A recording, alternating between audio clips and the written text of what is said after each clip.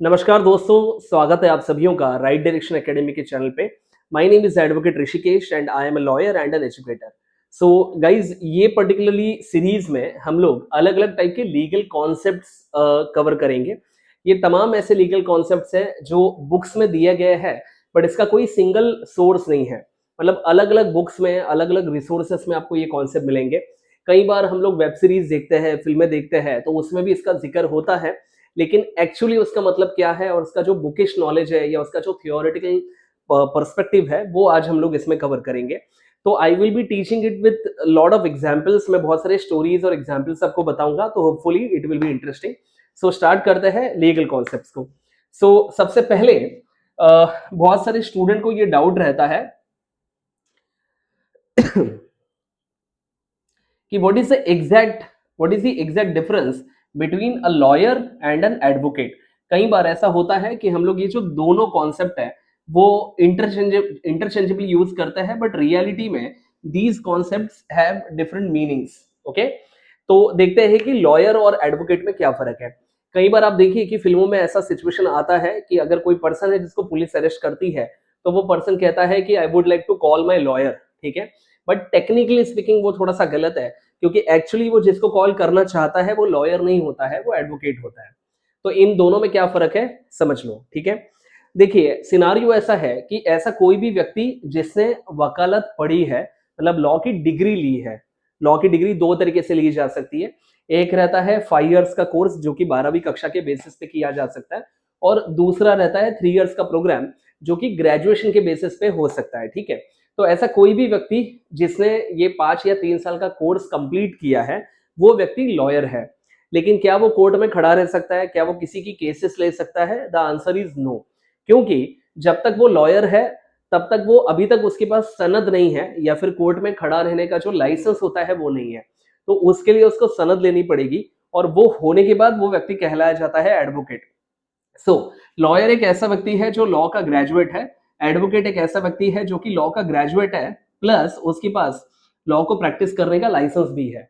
अब ये लाइसेंस कैसे मिलता है, तो इसकी प्रोसीजर है, सिंपल फॉर्मेट में बता देता हूं मैं। एडवोकेट बनने के लिए आप जिस किसी स्टेट में रहते हो, उस स्टेट के साथ, स्टेट का जो बार काउंसिल होता है, उनके साथ आपको रजिस्टर करना पड़ता है।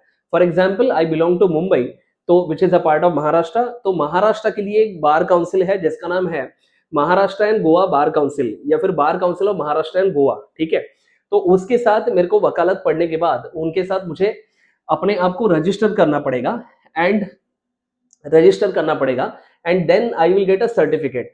अब ये सर्टिफिकेट 2 इयर्स के लिए वैलिड रहता है। 2 साल के अंदर अंदर मुझे एक एग्जामिनेशन क्लियर करनी पड़ेगी, जिस परीक्षा का नाम है all India bar council exam.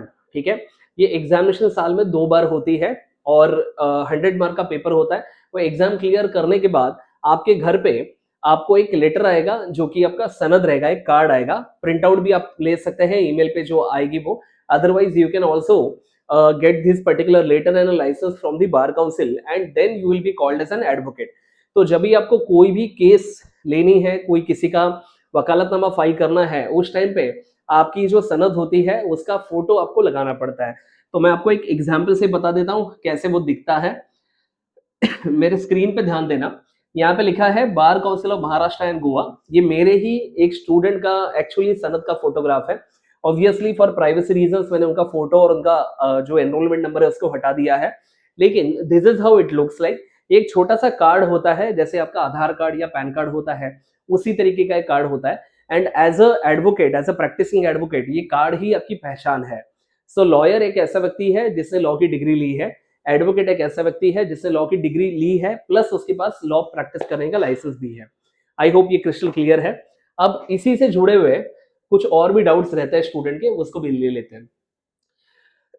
देखिए, कई बार ऐसा सिनारियो होता है कि अलग अलग टाइप के लॉयर्स को अलग अलग तरीके से पुकारा जाता है, लेकिन हमें इसके बारे में आइडिया नहीं रहती है कि एग्जैक्टली इनके काम का स्वरूप क्या है और इसमें एग्जैक्टली डिफरेंसेस क्या है।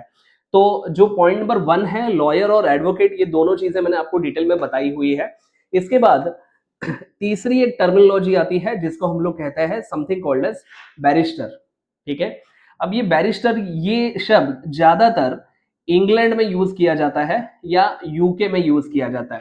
मतलब ऐसा व्यक्ति जो इंग्लैंड के बार काउंसिल के साथ रजिस्टर्ड है और इंग्लैंड में वो प्रैक्टिस करने के लिए एंटाइटल्ड है, वो व्यक्ति बैरिस्टर कहलाया जाता है। इसके लिए अब देखना कि मोहनदास करमचंद गांधी या फिर महात्मा गांधी ये एडवोकेट नहीं थे, ये बैरिस्टर थे, या डॉक्टर बाबा साहेब अम्बेडकर ये भी बैरिस्टर थे। इसका रीजन ये है कि महात्मा गांधी इन्होंने जो वकालत है वो तो वहीं से पढ़ी थी, लंदन से, और अंबेडकर साहब ने जो वकालत है पढ़ाई उसकी उन्होंने महाराष्ट्र से की थी, मतलब इंडिया से की थी। लेकिन later on because of his knowledge and because of his reputation in the field of law, वहां के बार काउंसिल ने उनको अपने साथ रजिस्टर करवा लिया था। तो that is the reason he was also called as barrister. ठीक है, तो बैरिस्टर एक ऐसा प्रैक्टिसिंग एडवोकेट है जो इंग्लैंड में प्रैक्टिस करने के लिए एंटाइटल्ड होता है, मतलब उसको अधिकार होता है। दूसरी टर्मिनोलॉजी जो बहुत सारे लोग यूज करते हैं उसको हम लोग कहते हैं something called as attorney.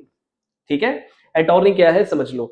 Attorney ये सेम एडवोकेट ही है इंडिया का, या फिर बैरिस्टर ही है इंग्लैंड का, लेकिन अटॉर्नी ये व्यक्ति यूनाइटेड स्टेट्स ऑफ अमेरिका में उसको हम लोग अटॉर्नी कहते हैं, यूएसए में। So this is a term which has been used in USA. Generally attorneys are those who are entitled to practise in United States of America. तो ये चारों टर्मिनोलॉजीज क्लियर है ऐसा मैं अज्यूम कर रहा हूं। अगर कहीं पे भी आपको इसको डिटेल में पढ़ना है तो प्लीज आप इस वीडियो को पॉज करना और वहां पे उसको जूम करके आप पढ़ सकते हैं। ठीक है, अगले टर्मिनोलॉजीज पे जाते हैं। नेक्स्ट आता है something called as solicitor. Okay, अब ये सॉलिसिटर क्या है? देखिए, जब आप लॉ की पढ़ाई करते हैं, आप उस पेशे में जाते हैं, तो जनरली दो प्रकार के काम रहता है।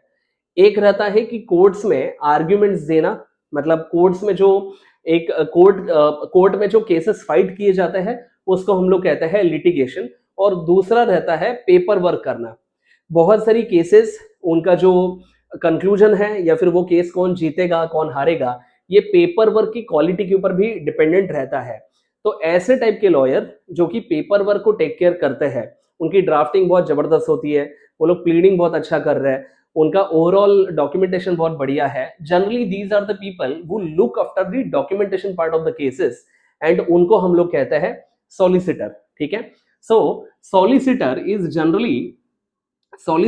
generally an expert in the terms of documentation, drafting and paperwork related rather than the representation in the courts। ठीक है, तो जो पेपर को टेक केयर करता है वो सॉलिसिटर है। फिर सिक्स्थ टर्मिनोलॉजी हम लोग ले रहे हैं which is called as public prosecutor. ठीक है, अब इसका मतलब क्या है? ध्यान रखना, जितनी भी क्रिमिनल केसेस होती है वो सब स्टेट फाइट करता है। ओके, मतलब कुछ कुछ ऐसे भी क्रिमिनल केसेस हो सकती है जो सेंट्रल गवर्नमेंट फाइट कर रहा है, बहुत सारी क्रिमिनल केसेस ये स्टेट गवर्नमेंट फाइट करता है। ऐसा क्यों? क्योंकि भारत के संविधान में लॉ एंड ऑर्डर और पुलिस ये जो विषय है ये स्टेट लिस्ट में दिए गए हैं।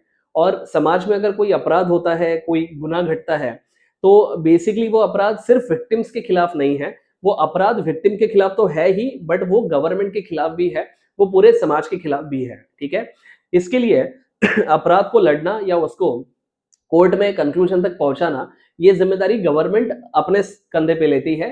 रेदर कॉन्स्टिट्यूशन ने ये जिम्मेदारी गवर्नमेंट के कंधे पे रख दी है।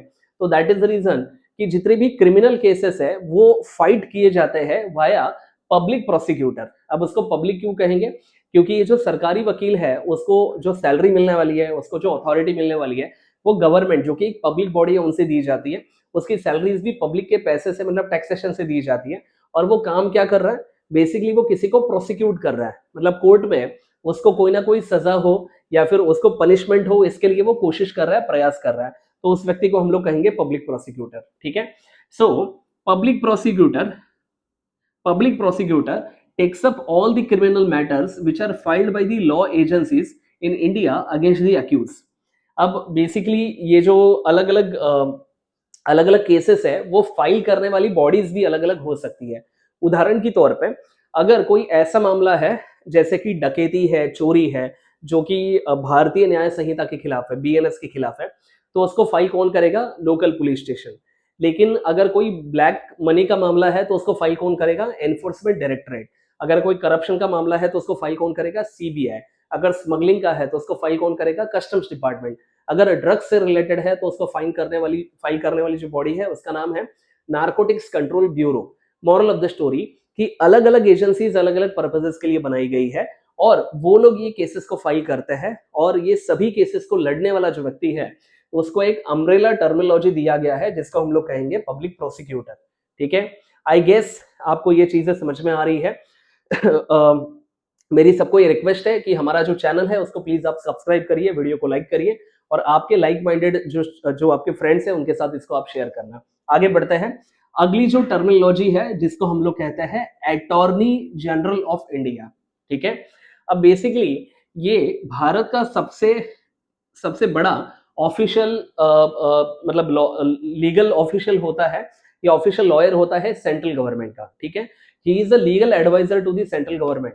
नाउ गवर्नमेंट बहुत सारे पार्टीज में खुद एक पार्टी बहुत सारे केसेस में खुद एक पार्टी हो सकती है, बहुत सारे मसलों में अलग अलग लॉज पास करने में भी इनकी हेल्प होती है।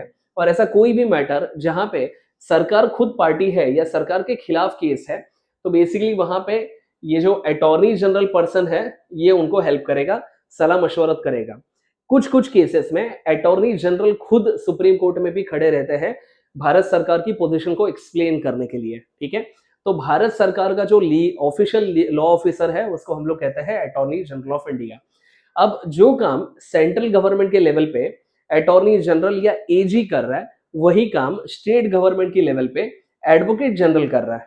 मतलब इन दोनों में काम के स्वरूप के पॉइंट ऑफ व्यू से कोई डिफरेंस नहीं है। एक जो बंदा है वो सेंट्रल लेवल पे काम कर रहा है, दूसरा जो है वो स्टेट लेवल पे काम कर रहा है। ठीक है, so this is the entire summary. These are the most important different law officers or lawyers which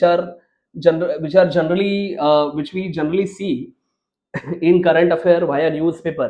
तो इसको एक बार आप समराइज तरीके से पढ़ लेना और आज का ये टॉपिक आपको कैसे लगा उसका फीडबैक जरूर देना आपके कमेंट्स में। We at Right Direction Academy and Right Choice Career Counselling हम लोग बच्चों को लॉ के लिए पढ़ाते हैं, प्लस हम लोग करियर काउंसलिंग भी करते हैं। तो in case if you require any such help in terms of those fields तो फिर आप हमें अप्रोच कर सकते हैं। डिस्क्रिप्शन में सब डिटेल्स दिए गए हैं। Thank you very much and जय हिंद।